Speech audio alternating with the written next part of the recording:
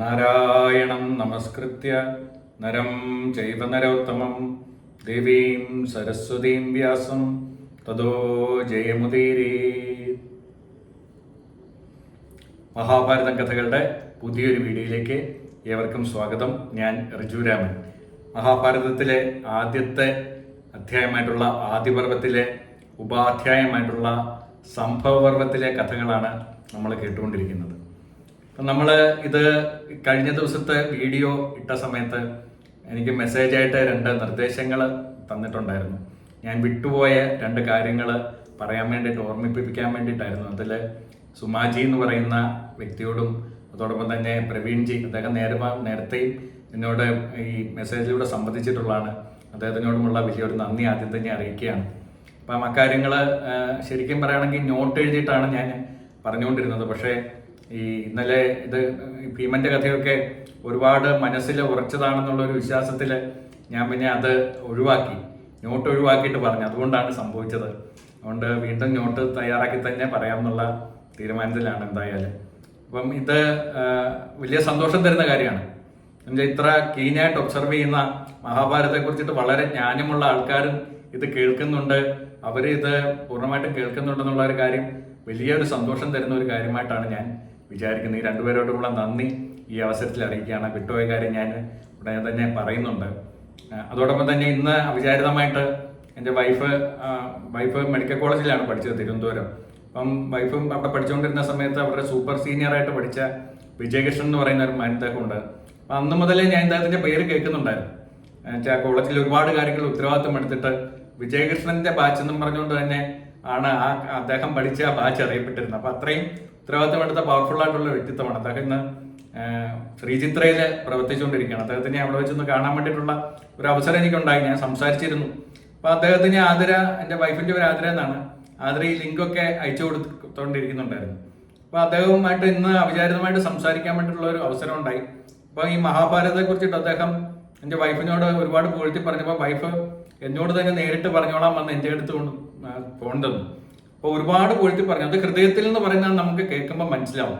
വെറുതെ എന്നെ പൊക്കാൻ വേണ്ടിയിട്ട് പറയുന്നതല്ല എന്ന് മനസ്സിലാകും. എന്നെ ഒരു ഇൻഫ്ലുവൻസർ എന്നൊക്കെ പറഞ്ഞു. പിന്നെ അദ്ദേഹം കേൾക്കുന്ന കഥകളൊക്കെ ഈ ശ്രീചിത്രയിൽ അഡ്മിറ്റ് ആയിട്ടുള്ള രോഗികളുടെ അടുത്തൊക്കെ പല സന്ദർഭങ്ങളിലും പറയാറുണ്ട് എന്നൊക്കെ കേട്ടു. അപ്പോൾ ഇതൊക്കെ കേട്ട് കഴിഞ്ഞപ്പോഴേ എനിക്ക് ഭയങ്കര സന്തോഷമായി, സത്യം പറയുകയാണെങ്കിൽ. കാരണം വെച്ചാൽ പുകഴ്ത്തൽ കേൾക്കുമ്പോൾ സന്തോഷിക്കുകയും വിമർശനം കേൾക്കുമ്പോൾ വിഷമിക്കുകയൊക്കെ ചെയ്യുന്ന ഒരു വ്യക്തിയും കൂടിയാണ് ഞാൻ. പക്ഷെ ഇത് ഹൃദയത്തിൽ നിന്നുള്ള വാക്കുകളാണ്. അപ്പൊ അത് കേട്ട് കഴിഞ്ഞപ്പോൾ ഇത്രയും ശ്രദ്ധയോട് കൂടിയിട്ട് ആൾക്കാർ ഇത് കേൾക്കുന്നുണ്ട്, ആൾക്കാരുടെ മനസ്സിലേക്കൊക്കെ ഇത് എത്തുന്നുണ്ടെന്നുള്ള ഒരു കാര്യം അറിഞ്ഞു കഴിഞ്ഞപ്പോൾ വളരെ സന്തോഷമായി. എന്തായാലും അദ്ദേഹത്തിന്റെ വാക്കുകൾ എനിക്ക് വളരെ പ്രചോദനമായി. അപ്പൊ വിജയകൃഷ്ണൻജിയോടുള്ള വലിയൊരു നന്ദി ഈ അവസരത്തിൽ ഞാൻ അറിയിക്കുകയാണ്. അതോടൊപ്പം തന്നെ സുമാജിയോടും പ്രവീൺജിയോടും ഉള്ളത്. അപ്പൊ കഴിഞ്ഞ കഥയിൽ വിട്ടുപോയ കാര്യങ്ങളിലേക്ക് കടക്കാം നമുക്ക്. കഴിഞ്ഞ കഥയില് ഭീമന് വിഷം കൊടുക്കാൻ വേണ്ടിയിട്ടുള്ള തയ്യാറെടുപ്പുകളൊക്കെ ദുര്യോധനൻ കാടിന്റെ ഉള്ളില് ഒരു പൂന്തോട്ടത്തിൽ വെച്ചിട്ടാണ് നടത്തുന്നത്. അപ്പൊ അവിടെ വെച്ച് വലിയ ജലാശയങ്ങളും അതോടൊപ്പം തന്നെ അവിടെ ജലക്രീഡ എന്നുള്ള പേരും ആദ്യമുണ്ട്. സമ്മർ ക്യാമ്പ് പേര് കൊടുക്കുന്ന പോലെ ജലക്രീഡ എന്നൊക്കെ പേരൊക്കെ ദുര്യോധനൻ കൊടുത്തിട്ടുണ്ടായിരുന്നു, ആർക്കും ഒരു സംശയം ഉണ്ടാകാതിരിക്കാൻ വേണ്ടിയിട്ട്. എന്നിട്ട് അവിടെ ചെറിയ താൽക്കാലികമായിട്ടുള്ള കൊട്ടാരങ്ങളും വലിയ ഭക്ഷണശാലകളും കൂടാരങ്ങളും ഒക്കെ നിർമ്മിച്ച് മനോഹരമായിട്ടുള്ള ഒരു സ്ഥലമാക്കി മാറ്റിയിട്ടുണ്ടായിരുന്നു. അപ്പൊ ഈ സ്ഥലത്തിന്റെ പേര് പ്രമാണകോടി എന്നാണ്. അതാണെന്ന് ഞാൻ പറയാൻ വിട്ടുപോയത്. പ്രമാണകോടി എന്ന് പറയുന്ന സ്ഥലം ഇന്നും ആ ഉത്തരേന്ത്യയിൽ നിലനിൽക്കുന്നുണ്ട്. ഇതിന്റെ പേരിൽ തന്നെ, അതായത് ഭീമന് വിഷം കൊടുത്ത് ജലാശയത്തിൽ തള്ളിയ സ്ഥലം, ഇവിടെ ഒരു ജലാശയമൊക്കെ നിലനിൽക്കുന്നുണ്ട്. ഇന്നത് ഉള്ളത് ഉത്തർപ്രദേശിന്റെയും ഉത്തരാഖണ്ഡിന്റെയും അതിർത്തിയിലെ നജീബാബാദ് എന്ന് പറയുന്ന സ്ഥലത്തിന്റെ അടുത്ത് ഈ പ്രമാണകോടി എന്ന് പറയുന്ന പേരിൽ തന്നെ ഈ സ്ഥലം ഒരു പുണ്യപ്രദേശമായിട്ട് ആൾക്കാർ സന്ദർശിച്ചുകൊണ്ടിരിക്കുന്ന ഒരു സ്ഥലമാണ് ഈ മഹാഭാരതത്തിന്റെ പേരിൽ. അപ്പൊ അത് ഓർമ്മിപ്പിച്ചതിന് പ്രവീൺജിയോടുള്ള നന്ദി അറിയിക്കുകയാണ്. പിന്നെ രണ്ടാമത് സുമാജി പറഞ്ഞ കാര്യം, വളരെ പ്രധാനപ്പെട്ട 1-2 വ്യക്തികളുടെ വിയോഗം അത് പറയാൻ വിട്ടുപോയെന്നാണ്. ഇപ്പം വ്യാസഭഗവാൻ പാണ്ഡവര് ഈ ഹസ്തിനാപുരത്തേക്ക് വന്ന സമയത്ത് വ്യാസഭഗവാൻ ഇവിടെ എത്തിയിട്ടുണ്ടായിരുന്നു. അപ്പൊ ഈ കുലം ഇനിയും അധികകാലം മുന്നോട്ട് പോകില്ല എന്നുള്ള, അല്ലെങ്കിൽ കുലത്തിന്റെ ക്ഷയമാണ് ഇനി സംഭവിക്കാൻ പോകുന്നത്. സ്വാഭാവികമാണ്. എന്ത് കാര്യമാണെങ്കിലും ഐശ്വര്യം ഉണ്ടാകുമ്പോൾ അവിടെ വൃത്തിക്ഷയം ഉണ്ടാവും പിന്നീട്. അത് എവിടെ നോക്കിയാലും അറിയാം. രാജ്യങ്ങളുടെ കാര്യമാണെങ്കിലും കുടുംബങ്ങളുടെ കാര്യമാണെങ്കിലും വ്യക്തികളുടെ കാര്യമാണെങ്കിലും ഒക്കെ കയറ്റവും ഇറക്കമൊക്കെ ഉണ്ടാവും. അപ്പൊ ഇനി കുരുകുലത്തിന് താഴേക്കാണ് പോക്ക്, അധർമ്മമായിട്ടുള്ള ഒരുപാട് കാര്യങ്ങൾ ഉണ്ടാവും.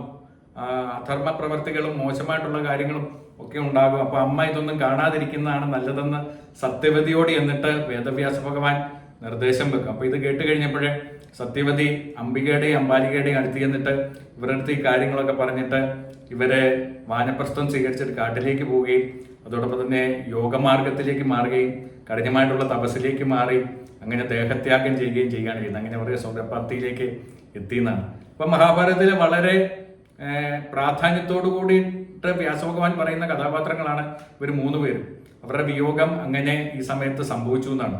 ഈ പാണ്ഡവരെ അവിടേക്ക് വന്ന സമയത്ത് തന്നെ അവരെ രാജ്യം വിട്ടുപോയി ദേഹവിയോഗം നടന്നത്. അത് കാണിച്ചു തന്ന സുമാജിയോടുള്ള നന്ദി ഈ സമയത്ത് ഞാൻ അറിയിക്കുകയാണ്. അപ്പൊ നമ്മൾ കഴിഞ്ഞ കഥയില് ഭീമന്റെ 10,000 ആനകളുടെ ശക്തിയുമായിട്ട് ദേവലോകത്തു നിന്ന് തിരിച്ചു വന്നതും അതോടൊപ്പം തന്നെ പാണ്ഡവരെ ഇനി വളരെ സൂക്ഷിച്ചിരിക്കണം, കൗരവരുടെ ഭാഗത്തു നിന്ന് എപ്പോൾ വേണമെങ്കിലും ഭയങ്കരമായിട്ടുള്ള ചതികൾ ഉണ്ടാവാം എന്നുള്ള ഒരു കാഴ്ചപ്പാടുമൊക്കെ അവർക്കുണ്ടായി. അങ്ങനെ സൂക്ഷിച്ചൊക്കെ കഴിയുന്നുണ്ടായിരുന്നു. അപ്പൊ ധൃതരാഷ്ട്രർക്ക് ഈ കുട്ടികളെ ഇങ്ങനെ വെറുതെ കളിക്കാൻ വേണ്ടിയിട്ട് മാത്രം വിട്ടിട്ട് കാര്യമില്ല. ക്ഷത്രിയന്മാരാണ്, അതുകൊണ്ട് തന്നെ ആയുധാഭ്യാസമൊക്കെ കൊടുക്കണം. അതുകൊണ്ട് ആയുധാഭ്യാസങ്ങളും വേദാഭ്യാസങ്ങളും ഒക്കെ നടത്താൻ വേണ്ടിയിട്ടുള്ള ഗുരുക്കന്മാരെ തിരഞ്ഞു. അവസാനം കൃപൻ എന്ന് പറയുന്ന ഒരു യോദ്ധാവിനെ, ഇവിടുത്തെ കുലത്തിൽ തന്നെ ഉള്ളതാണ്, ആ യോദ്ധാവിനെ അദ്ദേഹം ഗുരുവായിട്ട് നിയമിച്ചു എന്നാണ്. കൃപാൻ ആണ് പിന്നെ ഇവർക്ക് ആയുധാഭ്യാസമൊക്കെ പറഞ്ഞു കൊടുക്കാൻ വേണ്ടിയിട്ട് തുടങ്ങുന്നത്. അപ്പൊ ഇത് കേട്ട് കൃപനെ കുറിച്ചിട്ട് കേട്ട് കഴിഞ്ഞപ്പോഴേ ജനമേജയൻ അദ്ദേഹത്തെ കുറിച്ചിട്ട് വിശദമായിട്ട് അറിയണം. ഇദ്ദേഹത്തിന് എങ്ങനെയാണ് കൃപൻ എന്നുള്ള പേര് വന്നത്, അദ്ദേഹം ആരുടെ മകനാണ്, അതോടൊപ്പം തന്നെ ദിവ്യാസ്ത്രങ്ങൾ എങ്ങനെയാണ് ലഭിച്ചത്, ഈ കാര്യങ്ങളൊക്കെ വിശദമായിട്ട് പറഞ്ഞു തരണമെന്ന് വൈശമ്പായനോട് അപേക്ഷിച്ചു. അങ്ങനെ വൈശമ്പായനൻ ആ കഥ പറയുകയാണ്. അപ്പൊ ഈ കഥ പറയുന്ന സമയത്ത് നമുക്ക് പലപ്പോഴും അത്ഭുതം തോന്നുന്ന ജനനങ്ങളാണ് ഉണ്ടാകുന്നത്. ഇപ്പം സത്യവതി ഉണ്ടായത് അച്ഛനില്ലാതെയാണ്. അതേപോലെ തന്നെ ഈ അന്നത്തെ മുനി ശ്രേഷ്ഠന്മാർക്ക് സ്ത്രീ സംഗമമില്ലാതെ തന്നെ അവരുടെ രേതസ്സിൽ നിന്നും കുട്ടികൾ സൃഷ്ടിക്കപ്പെടാൻ വേണ്ടിയിട്ടുള്ള ഒരു കഴിവുള്ള ആൾക്കാരായിരുന്നു എന്നാണ് നമ്മൾ മനസ്സിലാക്കേണ്ടത്. അങ്ങനെ ഒരുപാട് ജന്മങ്ങൾ ഇതിൽ കാണുന്നുണ്ട്. അപ്പൊ നമ്മൾ ഇപ്പോഴത്തെ കാലഘട്ടത്തിലെ ഒരു കാര്യമായിട്ട് നമ്മൾ അത് നോക്കരുത്. അത്രയും തപശക്തിയും അത്രയും തപോബലമുള്ള ആൾക്കാരായിരുന്നു. അപ്പൊ അവരുടെ ആ സൃഷ്ടി എന്ന് പറയുന്നത് അങ്ങനെ സൃഷ്ടിക്കാൻ വേണ്ടിയിട്ടും കൂടി കഴിവുള്ള ആൾക്കാരായിരുന്നെന്നാണ് നമ്മൾ മനസ്സിലാക്കേണ്ടത്. അപ്പൊ അങ്ങനെയുള്ള കുറച്ച് കാര്യങ്ങൾ ഇവിടെ വരുന്നുണ്ട്. അതുകൊണ്ടാണ് ഞാൻ അതിന്റെ ഒരു ആമുഖമായിട്ട് ഇക്കാര്യം പറഞ്ഞത്. അപ്പം വൈശമ്പായനൻ വളരെ വിശദമായിട്ട് തന്നെ ഈ കൃപന്റെ കഥ പറയുന്നുണ്ട്. ഗൗതമ മഹർഷിക്ക് ശാരദ്വാൻ എന്ന് പറഞ്ഞുകൊണ്ട് ഒരു മകനുണ്ടായിരുന്നു എന്നാണ്. ആ മകൻ പിറന്നു വീണ സമയത്ത് തന്നെ ശരങ്ങളോട് കൂടിയിട്ടാണ് പിറന്നു വരുന്നത്. ഇദ്ദേഹത്തിന് അസ്ത്രവിദ്യയോടായിരുന്നു അതിഭയങ്കരമായിട്ടുള്ള താല്പര്യം. വേദാപഠനങ്ങളൊന്നും നടത്തുന്നതിനോട് താല്പര്യം വളരെ കുറവായിരുന്നു. അസ്ത്രങ്ങൾ വിദ്യ പരിശീലനം ചെയ്യുന്നതും അതോടൊപ്പം തന്നെ ദിവ്യാസ്ത്രങ്ങൾ നേടിയെടുക്കാൻ വേണ്ടിയിട്ടുള്ള തപസ് ചെയ്യുന്നതിനോടുമായിരുന്നു അദ്ദേഹത്തിന് പൂർണ്ണമായിട്ടുള്ള താല്പര്യം ഉണ്ടായിരുന്നു. അപ്പൊ ഈ ഗൗതമ മഹർഷിയുടെ മക്കളെയും ആ കുലത്തിൽപ്പെട്ടവരെയൊക്കെ ഗൗതമെന്നും ഗൗതമിന്നും ഒക്കെ വിളിക്കാറുണ്ട്. അവർക്ക് വേറെ പേരുകൾ ഉണ്ടെങ്കിൽ പോലും വ്യാസഭഗവാൻ അവരെ ഗൗതമെന്നും ഗൗതമിന്നും ഒക്കെയാണ് വിളിച്ചുകൊണ്ടിരിക്കുന്നത്. അവർക്ക് വേറെ പേരുകളുമുണ്ട്. അപ്പം ഈ ശാരദ്വാൻ തപസ് ചെയ്തു. തപസ് ഒരു പ്രാവശ്യം അങ്ങ് നീണ്ടുപോയി. കഠിന തപസ്സായിരുന്നു. അപ്പൊ ഈ കഠിന തപസ് വരുന്ന സമയത്ത് ഇന്ദ്രന്റെ താപം വരും. ഇന്ദ്രന്റെ ആ പദവി നഷ്ടപ്പെടുമോ എന്നുള്ള പേടി വരും. അപ്പൊ അദ്ദേഹം എന്താ ചെയ്യുന്നത്, ഈ തപസ് ഇളക്കാൻ വേണ്ടിയിട്ട് ദേവസ്ത്രീകളുടെ സഹായമാണ് തേടുന്നത്. എന്ന് വെച്ചാല് പുരുഷന്മാരുടെ മനസ്സിളക്കാൻ വേണ്ടിയിട്ട് സ്ത്രീകൾക്കേ പറ്റൂ എന്നുള്ള കാര്യം അദ്ദേഹത്തിന് വ്യക്തമായിട്ട് അറിയാം. എല്ലാം ചെന്ന് കഴിഞ്ഞാല് ഇനി അങ്ങ് തപസ് അനുഷ്ഠിക്കണം എന്നൊക്കെ പറഞ്ഞുകൊണ്ട് ഇന്ദ്രൻ ചെന്ന് കഴിഞ്ഞാൽ ചിലപ്പം ശാപം തന്നെ കിട്ടാനായിട്ടുള്ള സാധ്യതയുണ്ട്. അതുകൊണ്ട് അവരുടെ മനസ്സിളക്കി അവരുടെ ഏകാഗ്രത നശിപ്പിക്കുക എന്നുള്ളതാണ് ലക്ഷ്യം. അങ്ങനെ ശാരദ്വാൻ ജാനപതി എന്ന് പറയുന്ന വളരെ സുന്ദരിയായിട്ടുള്ള ഒരു ദേവസ്ത്രീയെ ഈ ശാരദ്വാൻ തപസ് ചെയ്തുകൊണ്ടിരുന്ന സ്ഥലത്തേക്ക് പറഞ്ഞു വിട്ടു എന്നാണ്. അപ്പൊ ശാരദ്വാൻ അമ്പും വില്ലുമൊക്കെ കൈ പിടിച്ചുകൊണ്ടാണ് തപസ് ചെയ്തുകൊണ്ടിരുന്നത്. അപ്പൊ ഇത് ജാനപതി മുമ്പിലേക്ക് എന്നിട്ട് അവളുടെ അഖിലാഭണ്യങ്ങളൊക്കെ കാണിക്കാൻ വേണ്ടിയിട്ട് തുടങ്ങി. ഭയങ്കര സുന്ദരിയായിരുന്നു. അപ്പൊ ഈ സ്ത്രീയെ ഇത്ര അടുത്ത് കണ്ടു കഴിഞ്ഞപ്പോഴേ ഈ മനസ്സിലെ ശാരദ്വാന് ഭയങ്കരമായിട്ടുള്ള കാമുകാരം ഉണ്ടായി. ശരീരമൊക്കെ വരയ്ക്കാൻ തുടങ്ങി. അമ്പും വില്ലും ഒക്കെ കയ്യിൽ നിന്ന് താഴെ പോയെന്നാണ്. ശരീരത്തിലെ കാമം ഭയങ്കരമായിട്ട് വന്ന് കീഴടക്കി. പക്ഷേ അദ്ദേഹം പെട്ടെന്ന് മനസ്സിനെ നിയന്ത്രിച്ചു. തന്റെ തപോശക്തി കൊണ്ടും ജ്ഞാനശക്തി കൊണ്ടും മനസ്സിനെ നിയന്ത്രിച്ചു. പക്ഷെ ശരീരത്തിലെ ആ കാമം പൂർണ്ണമായിട്ടും വന്ന് അദ്ദേഹത്തെ കീഴടക്കിയിരുന്നു. അദ്ദേഹത്തിന് രേതസ് ശ്രമിച്ചു എന്നാണ്. അപ്പൊ ഈ രേതസ് ശ്രമിച്ചിട്ട് അത് വന്ന് വീണത് ഒരു അസ്ത്രത്തിന്റെ അഗ്രഭാഗത്താണ്. ആ രേതസ് രണ്ടായിട്ട് പിളർന്നു, 2 ഭാഗങ്ങളായിട്ട് വീണു. ആ 2 ഭാഗങ്ങളും, ഒരു ഭാഗം ഒരു പെൺകുഞ്ഞ്, ഒരു ഭാഗം ഒരു ആൺകുഞ്ഞുമായിട്ട് മാറി. പക്ഷെ ഇദ്ദേഹം ഇതൊന്നും അറിഞ്ഞില്ല. അദ്ദേഹം അമ്പും വില്ലും അദ്ദേഹം തപസ്സിരുന്ന മാൻതോലും ഒക്കെ അവിടെ ഉപേക്ഷിച്ചിട്ട് ഈ ജാനപതിയുടെ അടുത്തു നിന്ന് പെട്ടെന്ന് തന്നെ മാറിപ്പോയി. കൂടുതൽ പ്രശ്നങ്ങൾ ഉണ്ടാകാതിരിക്കാൻ വേണ്ടിയിട്ട്, തൻ്റെ തപശക്തി നഷ്ടപ്പെടാതിരിക്കാൻ വേണ്ടിയിട്ടും അദ്ദേഹം തപസ്സൊക്കെ തൽക്കാലത്തേക്ക് നിർത്തി അവിടെ നിന്ന് അങ്ങ് മാറിപ്പോയെന്നാണ്. ഇന്ദ്രന്റെ ഉദ്ദേശം നടന്നു. അപ്പം ഇത് ഈ 2ആയിട്ട് വളർന്ന രേതസ് 2 കുട്ടികളായിട്ട് മാറി. ഇപ്പൊ ഞാൻ പറഞ്ഞു. അപ്പം ആ സമയത്ത് ഇത് പഴയ കാലത്തേക്കാണ് കേട്ടോ, ഫ്ലാഷ് ബാക്കിലുള്ളതാണ് ഈ കഥകൾ നടക്കുന്നത്. ശാന്തനു ആയിരുന്നു അവിടെ ഭരിച്ചുകൊണ്ടിരുന്നത്. ശാന്തനു വന്ന ഇതേ കാട്ടിൽ തന്നെ വേട്ടയ്ക്ക് വേണ്ടിയിട്ട് വന്നിട്ടുണ്ടായിരുന്നു.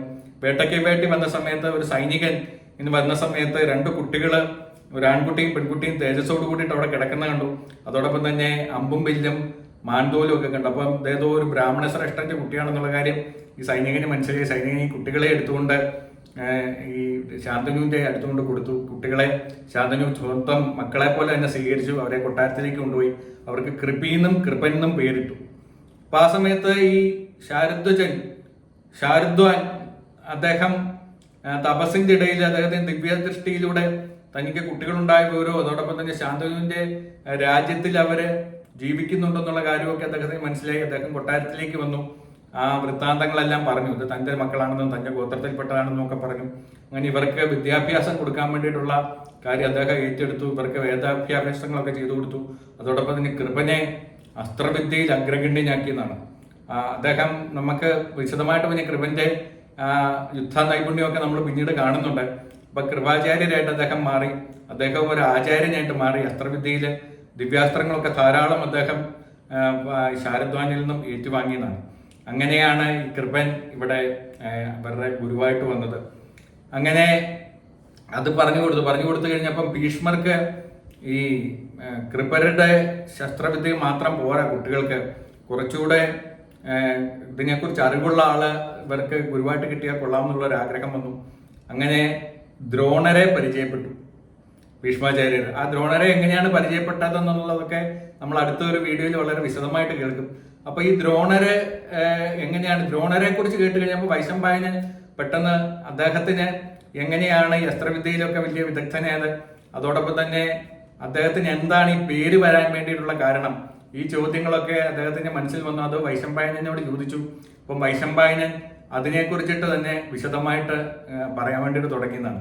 അപ്പൊ ഈ മഹാഭാരതം കഥ അങ്ങനെയാണ് വികസിച്ചു പോകുന്നത്, ചോദ്യങ്ങളുടെ ഉത്തരങ്ങളായിട്ടാണ്. അപ്പം വൈശമ്പായനും പറഞ്ഞു, പണ്ട് ഗംഗാതീരത്ത് ഭരദ്വാജൻ എന്ന് പറയുന്ന ഒരു മഹർഷി, സപ്തർഷിമാരിൽ ഒരാളാണ്. അദ്ദേഹം വളരെ വ്രതനിഷ്ഠനായിരുന്നു. അപ്പോൾ അദ്ദേഹം ഒരു ദിവസം ഗംഗയിൽ കുളിക്കാൻ പോകുന്ന സമയത്ത് കൃതാജി എന്ന് പറയുന്ന ഒരു ദേവകന്യകെ അവിടെ കുളിക്കാൻ വേണ്ടിയിട്ട് വന്നിട്ടുണ്ടായിരുന്നു. അവള് വളരെ നേർത്ത വസ്ത്രമൊക്കെ ഇട്ടു ആയിരുന്നു അവിടെ കുളിക്കാൻ വേണ്ടിയിട്ട് വന്നത്. ശരീരഭംഗി മുഴുവൻ പ്രകടിപ്പിച്ചുകൊണ്ടാണ് നിന്നിരുന്നത്. അപ്പം ഇത്ര വ്രതനിഷ്ഠനായിട്ട് പോലും അദ്ദേഹത്തിന് ഈ ദേവസ്ത്രീയെ കണ്ടു കഴിഞ്ഞ സമയത്ത് അദ്ദേഹത്തിന്റെ മനസ്സിലെ ശരീരത്തിൽ ഭയങ്കരമായിട്ടുള്ള കാമവികാരം ഉണ്ടായെങ്കിൽ ഇവർ സംഗമിക്കാൻ വേണ്ടിയിട്ടൊന്നും പോയില്ല. പക്ഷെ ഈ നേരത്തെ ശരദ്വാജന് സംഭവിച്ച പോലെ തന്നെ അദ്ദേഹത്തിന്റെ രേതസ് സ്രവിച്ചെന്നാണ്. അപ്പൊ അദ്ദേഹം അത് അറിഞ്ഞിരുന്നു. ആ സമയത്ത് അതൊരു കുടത്തിലാക്കി. കുടത്തിലെ ഒരു കുട്ടി ഉണ്ടായി. ആ ദ്രോണം എന്നാണ് സംസ്കൃതത്തിൽ കുടത്തിന് പറയുന്ന പേര്. അങ്ങനെ ദ്രോണത്തിൽ നിന്നും വന്ന പുത്രനായതുകൊണ്ട് അദ്ദേഹത്തിന് ദ്രോണൻ എന്നുള്ള പേരിട്ടു. അപ്പൊ ഈ ദ്രോണരെ കൂടുതലായിട്ട് ശസ്ത്രവിദ്യയാണ് അഭ്യസിപ്പിച്ചത്. വേദപാഠങ്ങളോടൊപ്പം തന്നെ ശസ്ത്രവിദ്യ അഭ്യസിപ്പിച്ചിരുന്നു. ആ സമയത്ത് അഗ്നിവേശൻ എന്ന് പറയുന്ന ഒരു വലിയ ഒരു മുനി ഉണ്ടായിരുന്നു. അദ്ദേഹം അഗ്നിയിൽ നിന്നും വന്നതാണ്. അദ്ദേഹമാണ് ഈ ഈ ദ്രോണരെ അസ്ത്രവിദ്യകളൊക്കെ പഠിപ്പിച്ചുകൊണ്ടിരുന്നത്.